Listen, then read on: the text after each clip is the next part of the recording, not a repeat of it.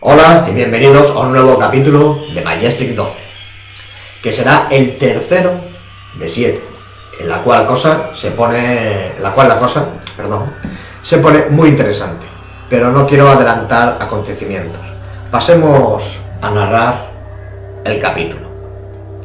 El Eve, el extraterrestre que sobrevivió, fue encontrado alejado de los restos del accidente ocurrido en Roswell. Se le puso el nombre de Eve. Este nombre fue propuesto por el Dr. Vannevar Bush y eran las siglas de Extraterrestrial Biological Entity, entidad biológica extraterrestre.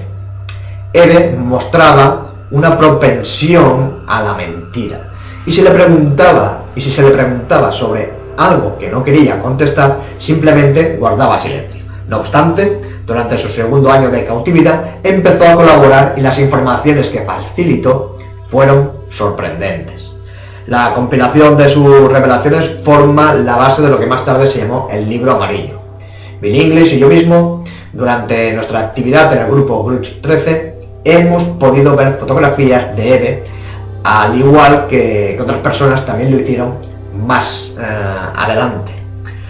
A finales de 1951, Eve enfermó. El cuerpo médico no era capaz de determinar la causa de su enfermedad. No se disponía de ninguna experiencia sobre la cual basarse.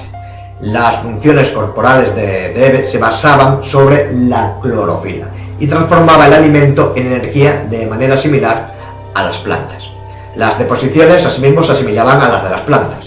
En consecuencia, se decidió llamar a un botánico, el doctor Guillermo Mendoza, especialista en botánica, que fue encargado de velar por su salud.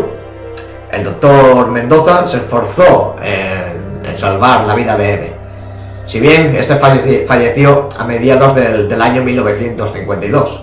De esta manera, el doctor Mendoza llegó a ser un especialista de la biología de los extraterrestres. Simultáneamente, mientras se realizaba el intento infructuoso para salvar la vida de Eve, y con el fin de aprovechar esta situación para ganarse los favores de una raza tan superior a la nuestra, los Estados Unidos empezaron a comienzos de 1952 a enviar al cosmos llamadas de ayuda.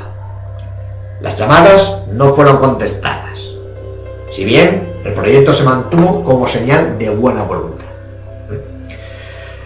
La creación de la NSA. El 4 de noviembre de 1952, el presidente Truman creó, mediante un decreto presidencial secreto, la supersecreta Agencia Nacional de Seguridad, la NSA, que últimamente se ha hecho muy famosa. Su función real era la decodificación de las comunicaciones de los extraterrestres y el estudio de su lengua, para poder así contactar con ellos. Esta tarea, de las más urgentes, mostraba hasta qué punto se había progresado y se llevó a cabo mediante el proyecto con el indicativo Sigma. Además, la NSA debía vigilar en el mundo entero todas las comunicaciones y emisiones de mensajes extraterrestres o terrestres, con el fin de obtener informaciones para los servicios de información y, por otro lado, ocultar la existencia de los extraterrestres. El proyecto Sigma tuvo el éxito esperado. La NSA mantenía asimismo el contacto con la base de Luna y otros proyectos espaciales secretos. Mediante este decreto presidencial, la NSA permanecía por encima de todas las leyes. La NSA aún hoy está encargada de gran cantidad de funciones y en realidad el servicio más importante de los servicios de información. Recibe en la actualidad el 75% de los presupuestos asignados a los servicios de información. El puesto de director de la CIA hoy en día es solo una cortina de humo para engañar al público. El verdadero trabajo de la NSA es, aún hoy, la comunicación extraterrestre. además de otras operaciones muy específicas. Desde el conocimiento de Roswell, el presidente Truman había puesto al corriente del mismo no solamente a nuestros aliados, sino que también informó a la Unión Soviética. Y ello, por si sucediera que los extraterrestres se convirtieran en una amenaza para la humanidad, se diseñaron planes para la defensa de la Tierra en un supuesto de invasión. El mantenimiento del secreto a escala internacional se encontraba, por lo tanto, con grandes dificultades.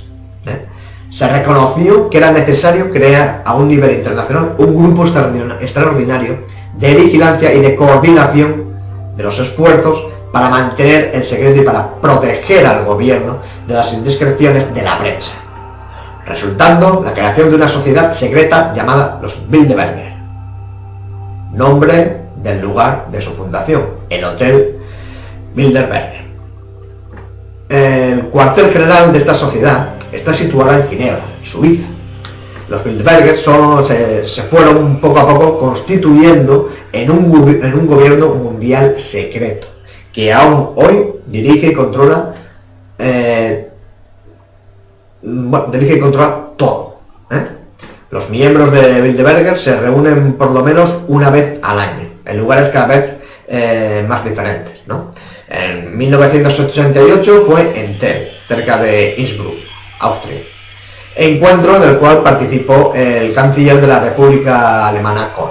En 1989 la reunión tuvo lugar en Colorado, Estados Unidos, con la participación del conde de Lambsdorff.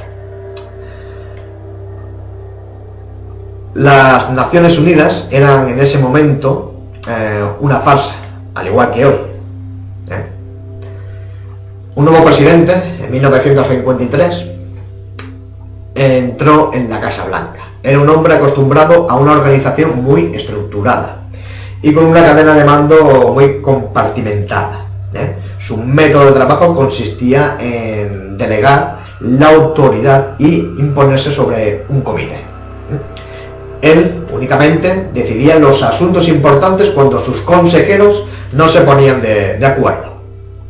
Su manera habitual de trabajar era leer o que le informaran de las distintas alternativas para poder decidirse por una de ellas. Sus más cercanos colaboradores repetían su más preciada cita: haz lo que tenga que hacerse.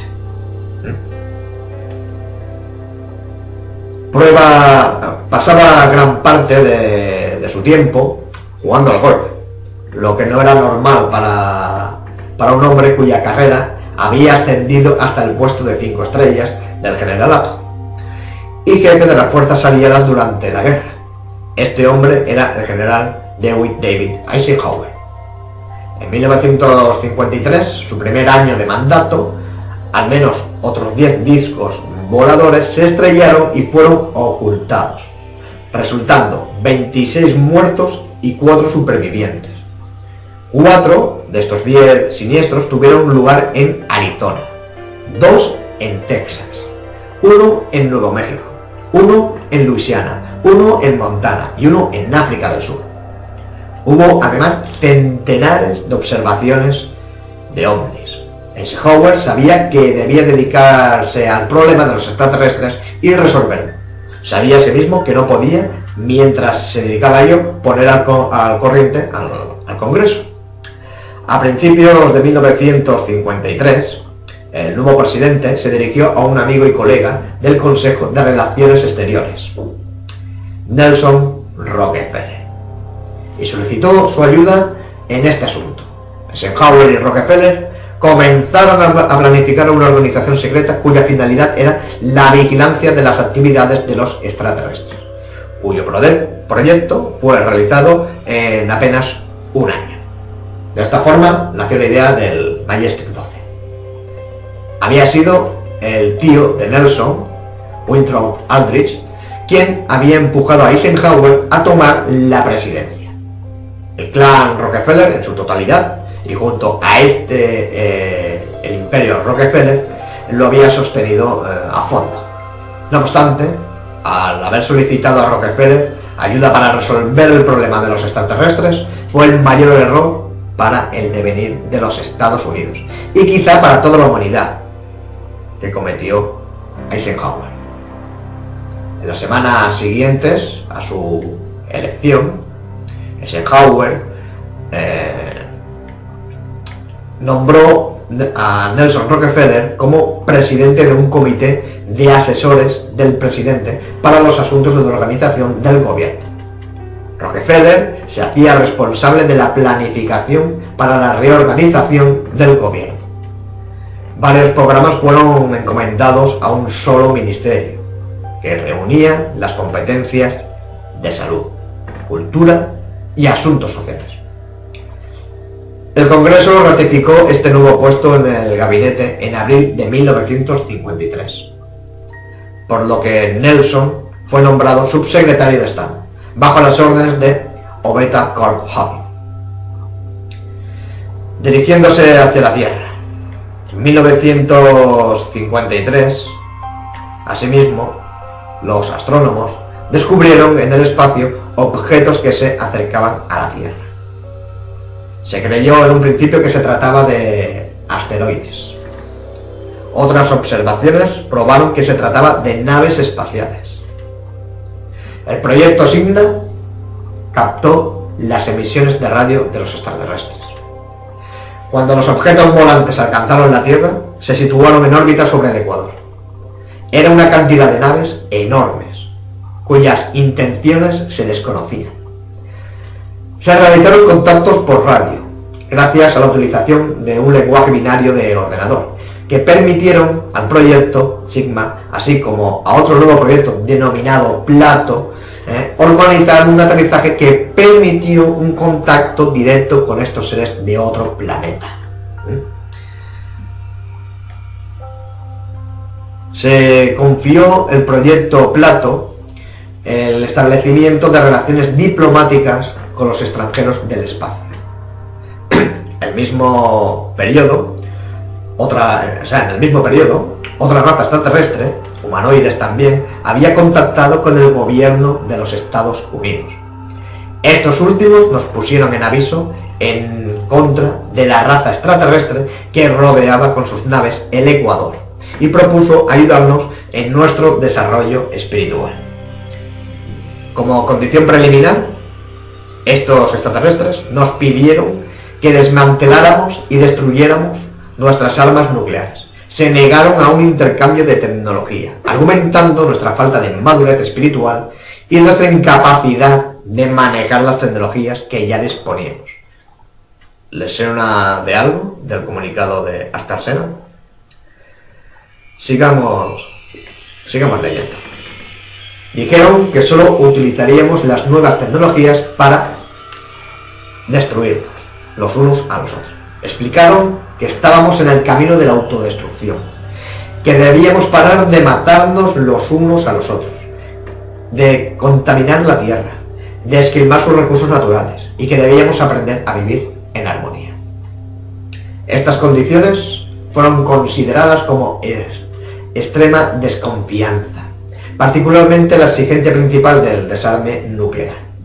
Se estimó que aceptar estas condiciones nos volvería totalmente vulnerables frente a una eventual amenaza extraterrestre. No se tenía ninguna referencia a una situación similar en la historia de la humanidad que hubiera podido ayudarnos en esta circunstancia. El desarme nuclear se consideró finalmente como contrario a los intereses de los Estados Unidos y se rechazó la oferta. Durante 1954, la raza de los extraterrestres de color gris y nariz gruesa, aquellos que habían rodeado la Tierra, aterrizó en la base aeronaval de Koloman. Se estableció un principio de acuerdo. Esta raza se identificó como procedente de un planeta del sistema de una estrella roja en la constelación de Orión, que nosotros conocemos como Betelgeuse. Afirmaron que su planeta se extinguía y que no podrían vivir allí mucho más tiempo. Tuvo lugar un segundo aterrizaje, esta vez en la base aeronaval de Edward. Este acontecimiento histórico había sido previamente preparado y los detalles del acuerdo previstos con anterioridad fueron ratificados. Eisenhower tenía previsto para pasar un fin de semana de descanso en Palm Springs, pero ese día se le llevó al lugar del encuentro, dando como pretexto a la prensa que fue a visitar al dentista. Como pueden comprobar nuestros seguidores del blog, en esta parte del documento se demuestra el contacto con estas razas extraterrestres, una maligna y otra benigna. Como llevamos diciendo hace tiempo en algunos de nuestros informativos del blog, la cosa está emocionante, pero lamentándolo mucho tenemos que cortar aquí. Hasta el próximo capítulo de Majestic 12. Gracias por escucharnos y hasta la próxima.